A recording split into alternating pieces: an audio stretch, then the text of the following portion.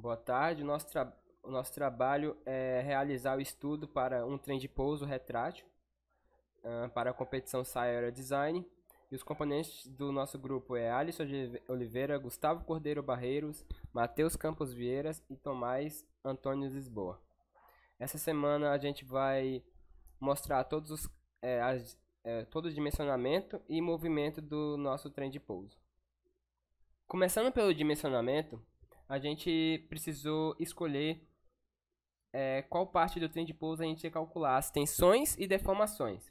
A parte escolhida foi a perna do trem de pouso, justamente por ele ser o primeiro que vai estar, primeira parte que vai estar em contato com a força atuante a partir da roda. Então, a partir do momento que o trem de pouso ele encosta no chão, uma força é aplicada na roda que é depois transferida para a perna do trem de pouso. Então, por isso que a gente escolheu essa parte. E também escolhemos, junto com a perna do trem de pouso, a barra que está presa à parte central. Primeiramente, a gente calculou as tensões e deformações na barra BD, que é aquela barra que está fixa à parte central do trem de pouso. Para esse cálculo, a gente precisou adotar as seguintes condições iniciais, que é uma força F na roda de 150 newtons e modo de elasticidade da fibra de carbono, que foi o material escolhido, de 20 gigapascais e com a resistência à tração da fibra de carbono de 2,8 gigapascais. Bem, para esse cálculo a gente precisou analisar a seguinte situação. Quando a força F é gerada aqui na roda, ela gera também um momento na perna do trem de pouso, que vai tentar girar em torno do ponto A. Só que para que isso não aconteça, esse momento ele deve ser equilibrado pelo momento oposto gerado pela força de F, pela força da barra BD. Então, o que a gente foi preciso fazer foi calcular essa força de FDB.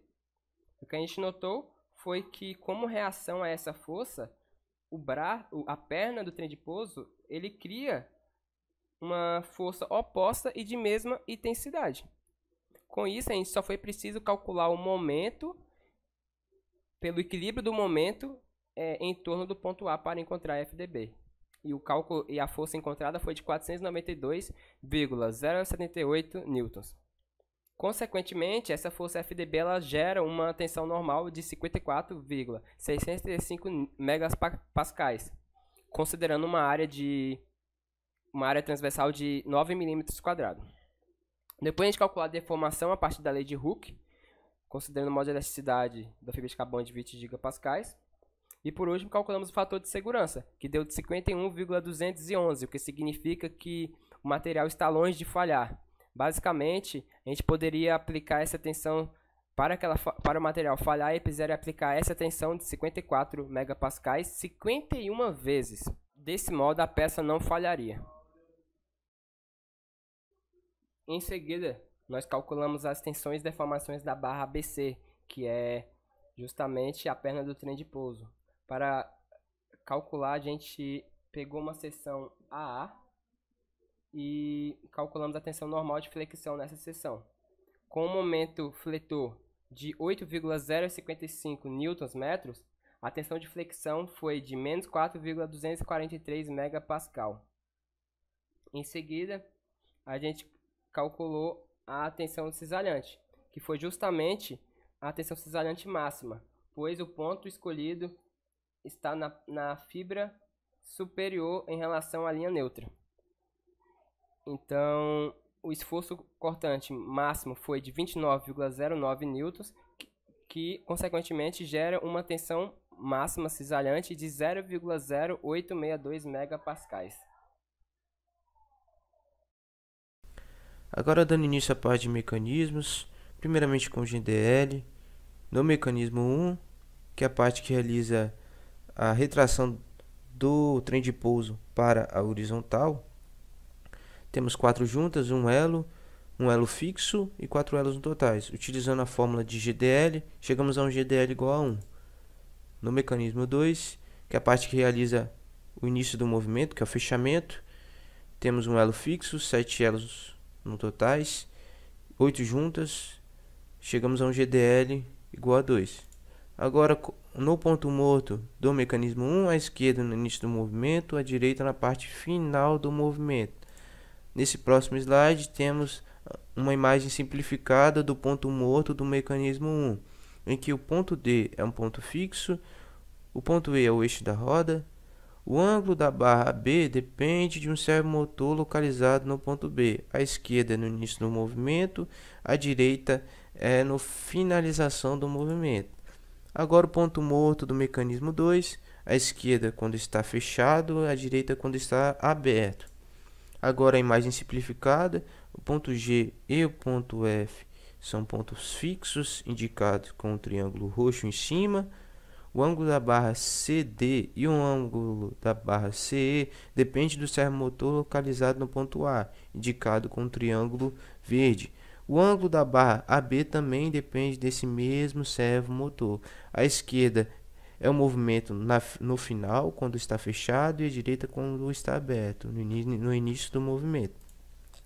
Agora, com a parte das velocidades, é importante dizer que calculamos as velocidades dos pontos de todos os pontos e as velocidades angulares com o método vetorial, que foi um dos métodos que aprendemos na matéria de mecanismo. Temos aí todas as velocidades dos pontos do mecanismo 1 na parte final do movimento, quando ele já foi totalmente retraído para cima.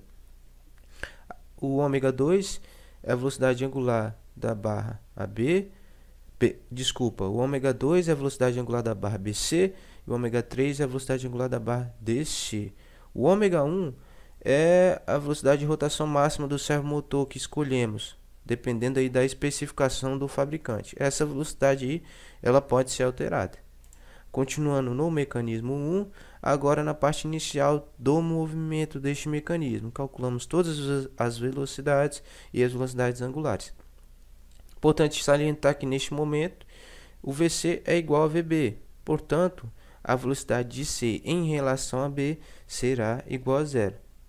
Agora, no mecanismo 2, quando o mecanismo está fechado, temos aí demonstrado a imagem todas as velocidades e as velocidades angulares.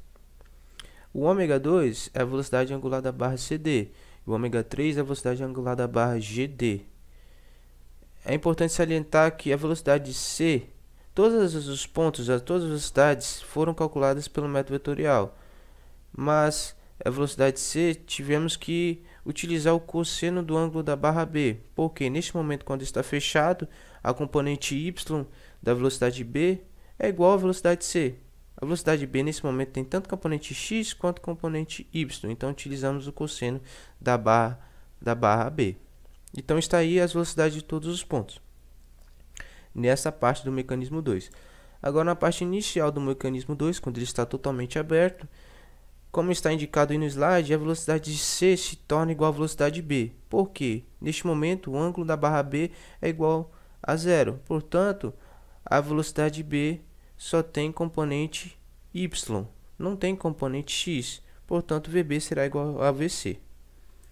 Agora, aí plotamos, como está demonstrado em imagem, plotamos um gráfico no MATLAB, em que variamos VC em relação ao ângulo da barra B. Pode-se perceber que quando esse ângulo chega a zero, a velocidade C se torna igual à velocidade B. Achamos interessante plotar esse gráfico para perceber a relação que a velocidade C tem em relação ao ângulo da barra B. Então essa foi a nossa apresentação e muito obrigado pela atenção.